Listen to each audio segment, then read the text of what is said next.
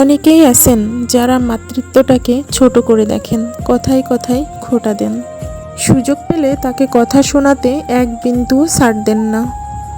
তাদেরকে বলছি, শুনুন, মা হওয়া না এত বেশি সহজ না।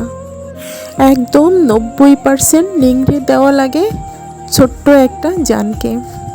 গর্ভের 40% আর দুধ পানের 2 বছর, এই টানা সময়টা এই ছোট্ট জানটা মায়ের থেকে খেয়ে খেয়ে বাড়তে থাকে, মায়ের মাঝেই বড় হতে থাকে।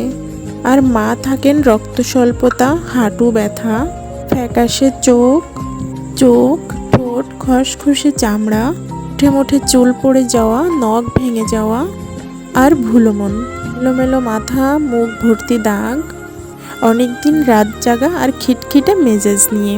এত কিছু কিন্তু একজন মাই কেবল সহ্য করে।